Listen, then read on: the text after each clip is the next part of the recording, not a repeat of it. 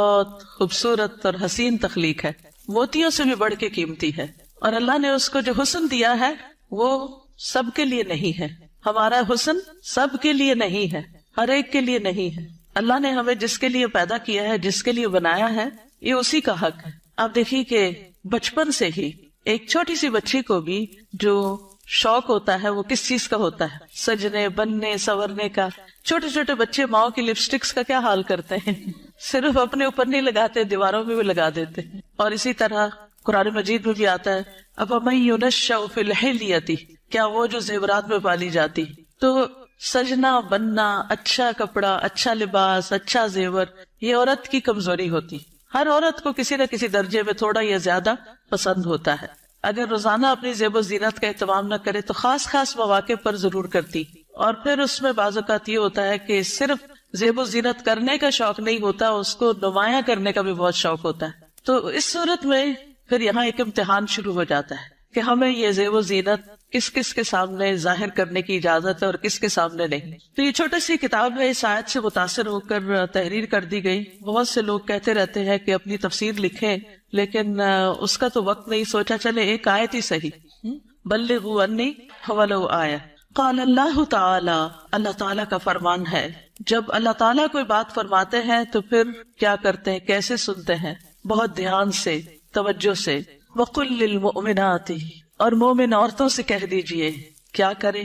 اپنی نگاہیں نیچی رکھیں، یعنی اپنی نگاہوں کی حفاظت کریں، اور اپنی شرم گاہوں کی حفاظت کریں، اور اپنی زینت ظاہر نہ کریں، اپنی خوبصورتی نمایاں نہ کریں سوائے اس کے جو خود ظاہر ہو جائے، اور اپنے سینوں پر اپنی اوڑھنیاں ڈالے رکھیں، اور اپنی زینت ظاہر نہ کریں سوائے اپنے شوہروں کے یا اپنے باپ کے یا اپنے شوہروں کے باپ کے یا اپنے بیٹوں کے یا اپنے شوہروں کے بیٹوں کے یا اپنے بھائیوں کے یا اپنے بھائیوں کے بیٹوں کے یا اپنی بہنوں کے بیٹوں کے یا اپنی عورتوں کے یا اپنے غلاموں کے یا وہ زیر دست مرد جو کسی اور قسم کی رغبت نہ رکھتے ہوں، یا وہ بچے جو عورتوں کی پوشیدہ باتوں سے ابھی واقف نہ ہوئے ہوں، اور اپنے پاؤں زمین پر مار کر نہ چلیں کہ ان کی پوشیدہ زینت لوگوں کو معلوم ہو جائے. اور اے مومنو، تم سب مل کر اللہ سے توبہ کرو تاکہ تم کامیاب ہو جاؤ. یعنی اس حکم کی کہیں نہ کہیں جو خلاف ورزی ہوتی ہے اس پر توبہ کرو تاکہ کامیاب ہو سکو. اس سے پتہ یہ چلتا ہے کہ اگر اس حکم کی خلاف ورزی کی گئی تو کہیں ایسا نہ ہو کہ کامیابی مخدوش ہو جائے. تو ارشاد ہے وَقُلْ لِلْمُؤْمِنَاتِ، اور مومن عورتوں سے کہہ دیجئے. پیج 3. مومنات کون ہوتی ہیں؟ جو ایمان لانے والیاں ہیں، اللہ اور اس کے رسول محمد صلی اللہ علیہ وسلم کا حکم دل سے مان لینے والیاں، ماننے کے بعد ان احکامات پر عمل کرنے والیاں، اللہ سے اپنی محبت کے دعوے کو سچ کر دکھانے والیاں.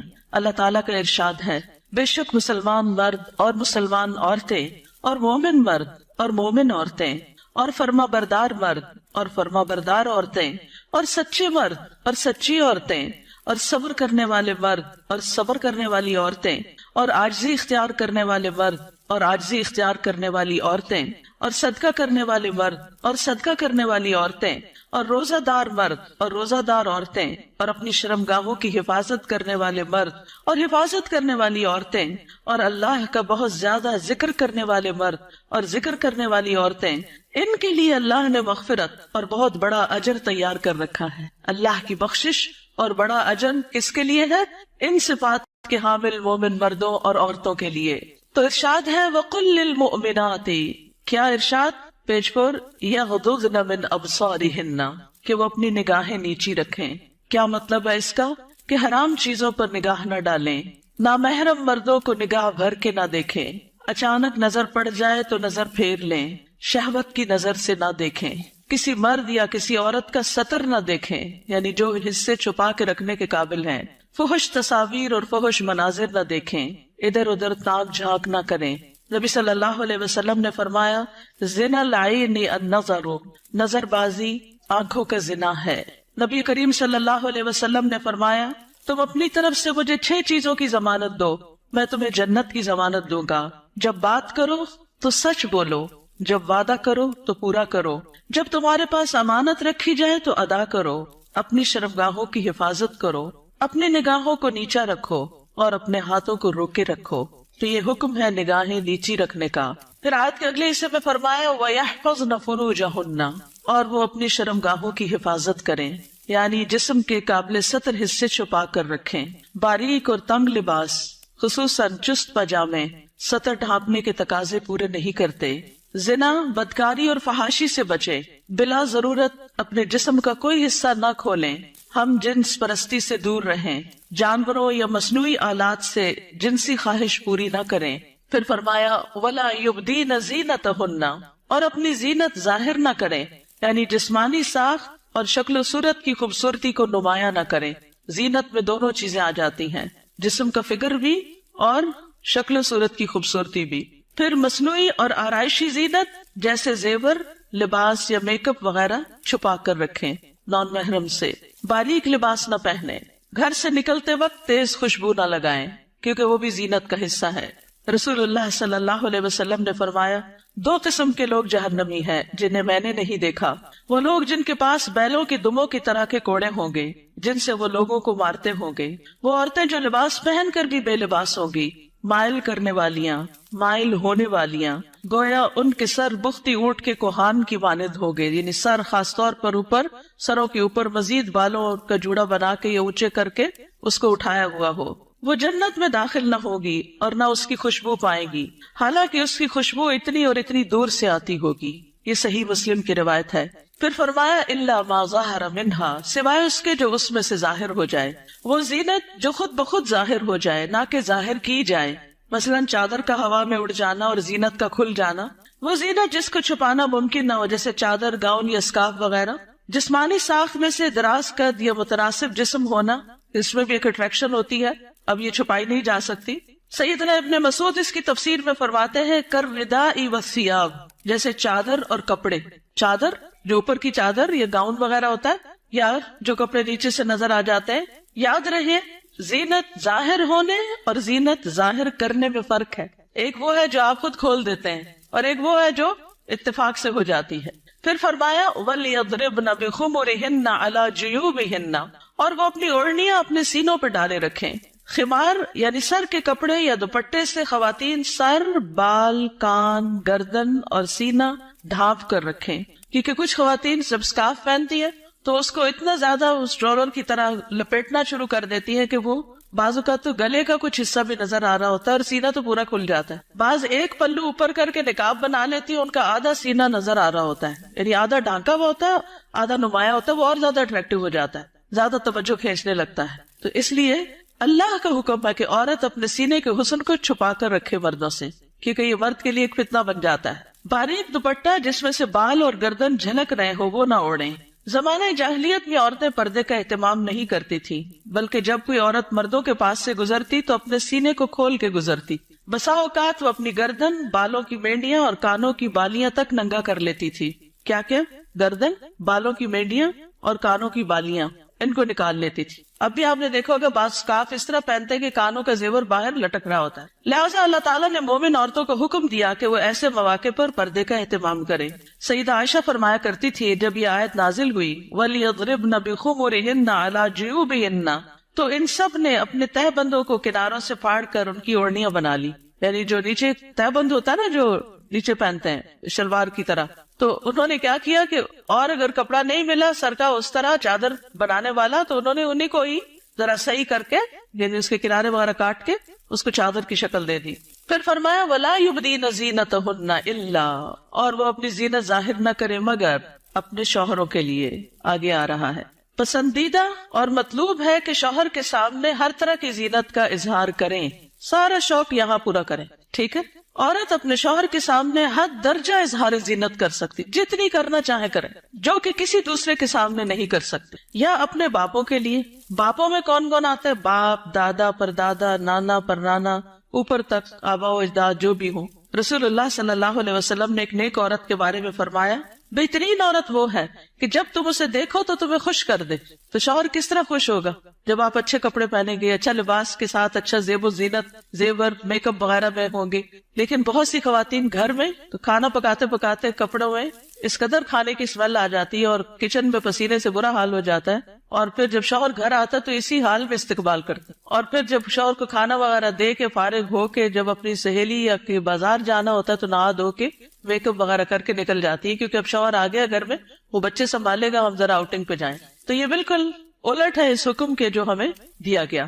فرمایا بہترین عورت وہ ہے کہ جب تم اسے دیکھو تو تمہیں خوش کر دے، جب تم اسے کوئی حکم دو تو تمہاری اطاعت کرے، اور تمہاری غیر موجودگی میں اپنے نفس اور تمہارے مال کی حفاظت کرے. یا اپنے شوہروں کے باپ کے لیے، شوہر کا باپ جیسے سسر، شوہر کا نانا، شوہر کا دادا، شوہر کا پرنانا، شوہر کا پردادا، اوپر تک آباء و اجداد. یا اپنے بیٹوں کے لیے، بیٹوں میں بیٹے، پوتے، پڑپوتے، نواسے، پڑنواسے، نیچے تک سب آ جاتے ہیں. یا اپنے شوہروں کے بیٹوں کے لیے، شوہر کے پوتے، شوہر کے نواسے، نیچے تک، یعنی ستیلے بیٹے بھی. اس میں شوہر کے بیٹے اور ان کے آگے بچوں کے بچے بھی سب آ جاتے ہیں. یا اپنے بھائیوں کے لیے، سگے بھائی، ستیلے بھائی، رضائی بھائی، تینوں اس میں شامل ہیں. یا اپنے بھائیوں کے بیٹوں کے لیے، سگے بھائیوں کی اولاد، ستیلے بھائیوں کی اولاد، رضائی بھائیوں کی اولاد، یعنی بھتیجے، بھتیجوں کے بیٹے، پوتے وغیرہ. یا اپنی بہنوں کے بیٹوں کے لیے، سگی بہنوں کی اولاد، ستیلی بہنوں کی اولاد، رضائی بہنوں کی اولاد، یعنی بھانجے، بھانجوں کے بیٹے، پوتے وغیرہ. یا اپنی عورتوں کے لیے، قابل اعتماد اور باکردار عورتیں. نبی کریم صلی اللہ علیہ وسلم نے فرمایا لا تباشر المرأة المرأة، پہلی تاپت پیش ہے، ٹھیک کر لیجئے. لا تباشر المرأة المرأة فتنعتها لزوجها كأنه ينظر إليها، کوئی عورت کسی عورت کے جسم کے ساتھ جسم نہ لگائے. بعض اوقات لوگ حق کر رہی ہوتی ہیں لڑکیاں ایک دوسرے کو، تو اتنا زیادہ چپک جاتی ہیں ایک دوسرے سے، یہ بھی درست نہیں. اور پھر اس طرح بھی کہ وہ اپنے شوہر سے اس کا حلیہ بیان کرے، یعنی جس طرح وہ فیل کرے اس عورت کو، پھر گھر جا کے اپنے میاں کو اس کی ساری تعریف کر کے بتائے کہ گویا وہ اسے دیکھ رہا ہے. یا تمہارے دائیں ہاتھ جن کے مالک ہوئے، لوڈیاں اور غلام مراد ہیں یہاں، لیکن جو گھریلو ملازمین ہیں یہ لوڈی غلام میں شامل نہیں ہوتے، ان سے احتیاط برتنی چاہیے. گھریلو مرد ملازمین کے ساتھ گفتگو میں محتاط رویہ اختیار کرے، جیسے ڈرائیور ہو، چوکیدار ہو، ان کے ساتھ بہت ہنس ہنس کے بات کرنے کی ضرورت نہیں. مذکورہ بالا تمام رشتوں کے سامنے زینت کا اظہار کرتے ہوئے ان کے مقام اور احترام کو پیش رکھیں. جوان بچوں کے سامنے سینہ اور گریبان کھولنے میں احتیاط برتیں، یعنی ان میں سے جو بھائی جوان ہیں یا بیٹے جوان ہیں یا پوتے وغیرہ، تو ان کے سامنے اپنے سینے کو بہت نمایاں نہ کرے، اور اسی طرح اپنے سطر کو چھپا کر رکھیں. سیدنا انس بیان کرتے ہیں کہ نبی کریم صلی اللہ علیہ وسلم فاطمہ رضی اللہ تعالی عنہا کے لیے غلام لائے جو آپ نے ان کو ہبہ کر دیا. انس رضی اللہ عنہ نے کہا کہ فاطمہ پر اس وقت ایسا کپڑا تھا جب وہ اسے اپنے سر پر اوڑھتی تو ان کے پاؤں تک نہ پہنچتا، جب وہ اسے اپنے پاؤں چھپاتی تو سر پر نہ رہتا. یاد رکھیے وہ پاؤں بھی چھپا رہی تھی. جبکہ نبی کریم صلی اللہ علیہ وسلم نے ان کی یہ الجھن دیکھی تو فرمایا بے شک تمہارے لیے کوئی حرج نہیں، تمہارے سامنے صرف تمہارے والد اور تمہارا غلام ہے. اس غلام کا نام عبداللہ بن مسعدہ تھا. یہ فزاری تھے، سخت سیاہ فام. سیدہ فاطمہ نے انہیں پرورش کر کے آزاد کر دیا تھا رضی اللہ تعالی عنہا.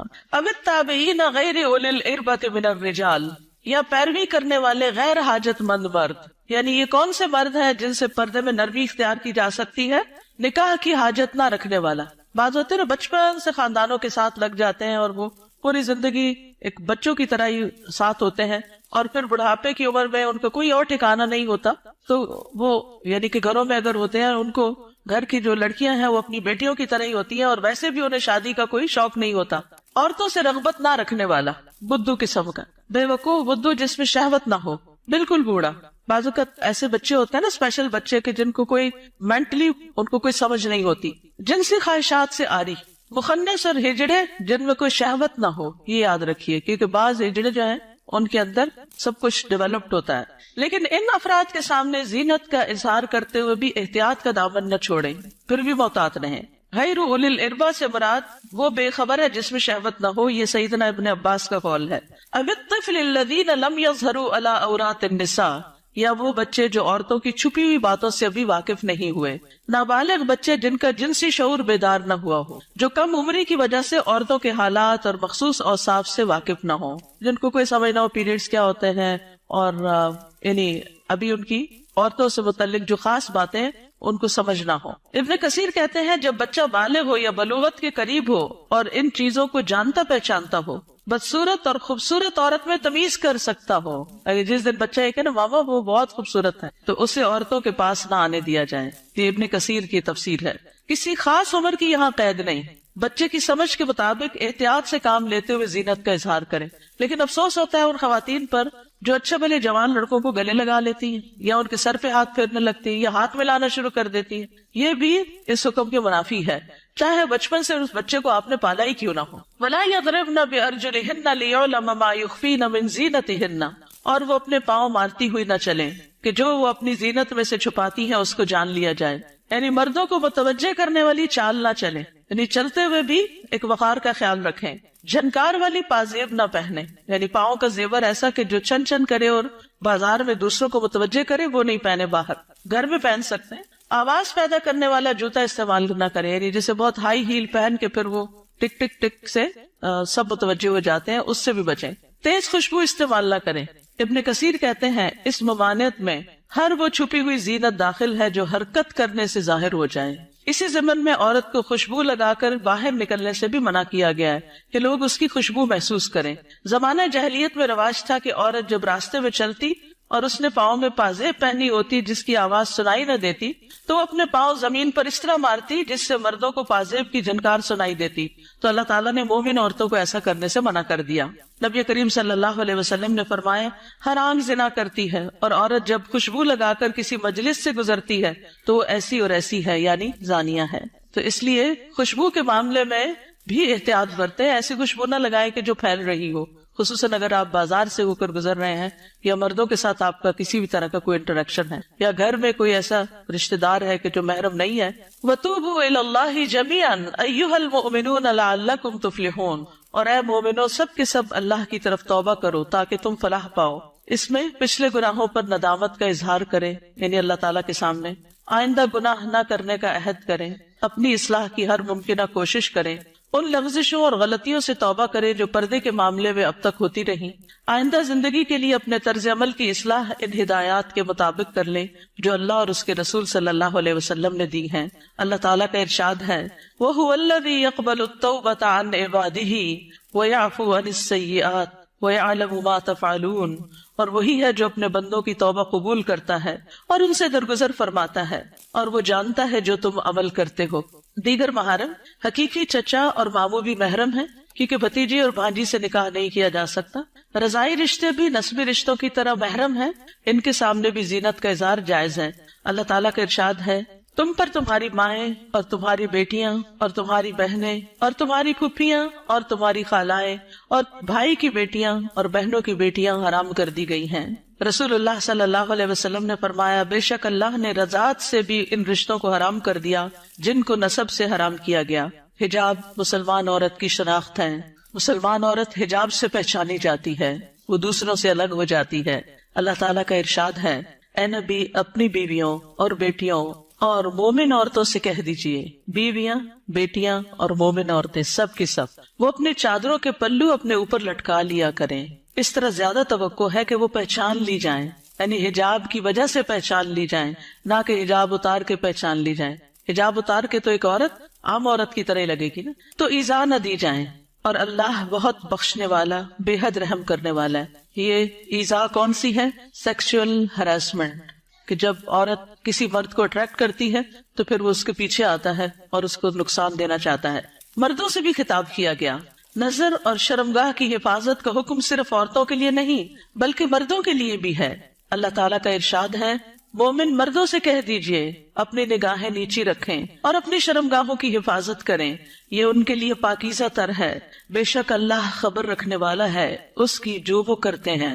یعنی اللہ سبحانہ وتعالیٰ کو سب پتا ہے کہ وہ نگاہیں نیچی رکھتے ہیں یا نہیں رکھتے۔ سیدنا جریر بن عبداللہ سے روایت ہے، وہ کہتے ہیں میں نے رسول اللہ صلی اللہ علیہ وسلم سے اچانک نظر پڑ جانے کے بارے میں سوال کیا تو آپ صلی اللہ علیہ وسلم نے مجھے حکم دیا کہ میں اپنی نظر پھیر لوں، یعنی اگر کسی عورت پر نظر پڑ جائے تو پھر اس کو دوسری طرف پھیر لوں۔ نظر کی حفاظت دراصل شرمگاہ کی حفاظت ہے۔ جس نے اپنی نظر کو آزاد چھوڑ دیا اس نے اسے ہلاکت کے گڑھے میں ڈال دیا، اور نظر ہی عام حادثات کی اصل ہے جو انسان کو پہنچتے ہیں۔ یہ ابن القیم کا قول ہے.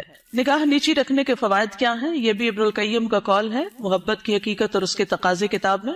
دل شہوت سے رک جاتا ہے، دل میں نور پیدا ہو جاتا ہے، علم کے راستے کو شادہ ہو جاتے ہیں، دل کو فرحت و خوشی حاصل ہوتی ہے، عقل قوی اور مضبوط ہوتی ہے، دل غم و حسرت سے خلاصی پا لیتا ہے، انسان کی عقل و فراست بڑھتی ہے، دل کو قوت و شجاعت حاصل ہوتی ہے. نگاہ جھکانا جہنم کا دروازہ بند کرنے کا سبب ہے، غفلت کے پردے ہٹتے ہیں. رسول اللہ صلی اللہ علیہ وسلم نے دعا بھی سکھائی، سنن نبی داؤد میں آتی ہے، اللہم انی اعوذ بک من شر سمعی ومن شر بصری ومن شر لسانی ومن شر قلبی ومن شر منی.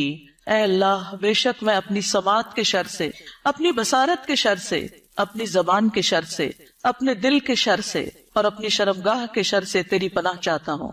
اپنا جائزہ لیجئے، کیا یہ احکامات میرے لیے ہیں اور کیا ان پر عمل کرنا ضروری ہے؟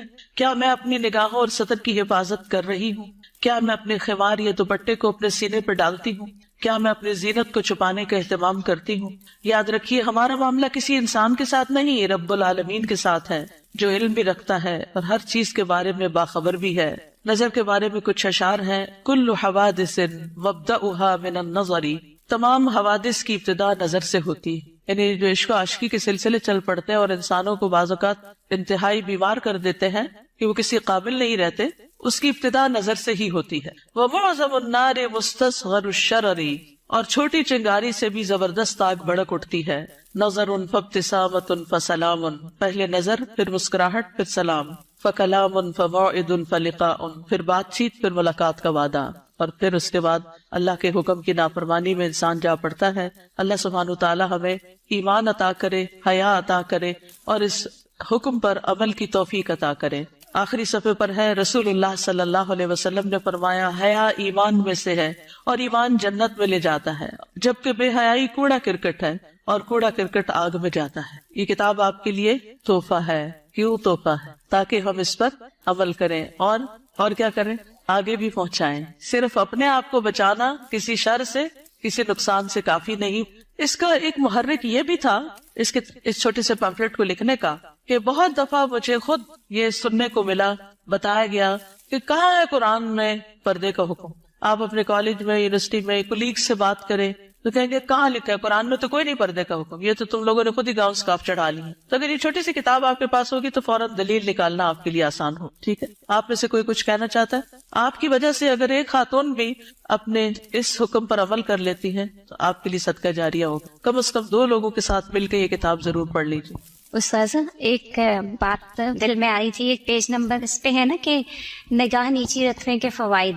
تو جیسے اس پہ سارے فوائد لکھے ہوئے کہ دل میں نور ہوتا ہے اور علم کے راستے کشادہ ہو جاتے ہیں، غم سے چھٹکارا مل جاتا ہے، عقل قوی ہوتی ہے، غفلت کے پردے ہٹتے ہیں، جہنم سے انسان بچ جاتا ہے. تو دیکھیں، ایک راستہ کھول کے نا نظر کو بہکانے والا شیطان نے ہمارے لیے کتنے راستے بند کر، تو اس پہلا جو راستہ ہے اس کو وہی اگر ہم بند کر دیں نا تو ہم پھر آگے انشاءاللہ یہ سارے راستے خود بخود کھل جائیں. بالکل. اور اس میں آپ دیکھیے کہ بہت سی ایسی خواتین کے مسائل، بہت سی لڑکیوں کے مسائل، اچھی بھلی سمجھدار لڑکیوں کے مسائل، اور خصوصاً اب موبائل کی وجہ سے اور ویڈیو چیٹنگ کی وجہ سے جو مسائل پیدا ہو رہے ہیں، اور تصویر کا اتنا عام ہے کہ ہر چیز ہی کی تصویر بن کے شیئر کی جا رہی ہے، اس کی وجہ سے یہ مسائل اور بھی زیادہ بڑھ گئے ہیں. اور بعض اوقات انسان ایسے فساد میں جا پڑتا ہے کہ جو اس کی عقل پہ بھی پردہ ڈال دیتا ہے، پھر اس میں نہ اپنی عزت کی پرواہ ہوتی ہے، نہ ماں باپ کی، نہ کسی دین کی اور نہ کسی اور کی.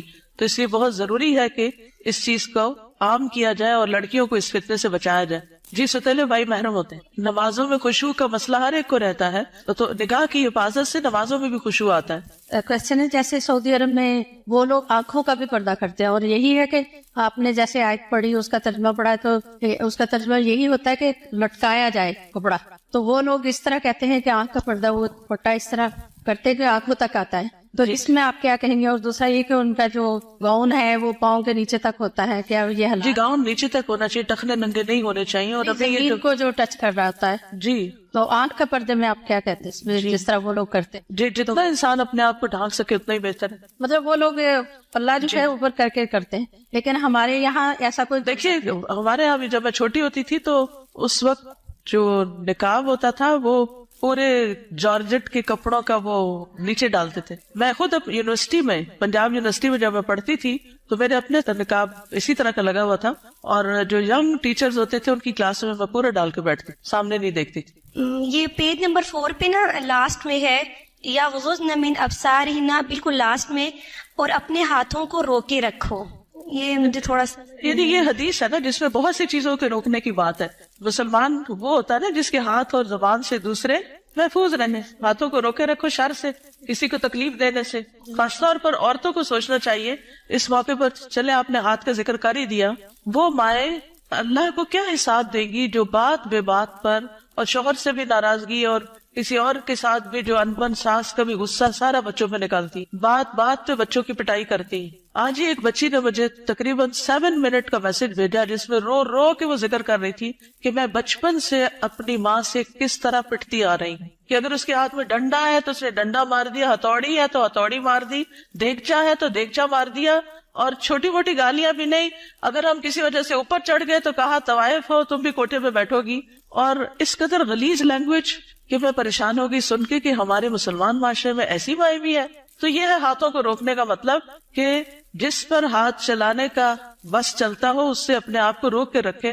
چھوٹی چھوٹی باتوں میں بال کھینچ دینا، کان مروڑ دینا، ہاتھ مروڑ دینا، دھکا دے دینا، اٹھا کے پٹخا کے بچے کو پھینکنا، اس سب کا حساب دینا ہوگا.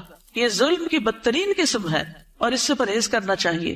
چلیے آج کے دن سیٹرڈے کو ہم فقہ القلوب پڑھتے ہیں، اور میرا بالکل دل نہیں چاہتا کہ ہم فقہ القلوب کو چھوڑ دیں، کیونکہ اس کتاب سے میں نے بہت کچھ سیکھا ہے اور یہ بہت زیادہ ایمان کو بڑھانے والی ہے. تو برکت کے لیے تھوڑا سا آپ سب کے ساتھ بھی شیئر کرتی ہوں تاکہ آپ بھی اس کو شروع کر لیں، کیونکہ فقہ القلوب جو ہے وہ قلب سے تعلق رکھتی ہے، اور جب تک قلب کی اصلاح نہ ہو تو باقی اعضاء کی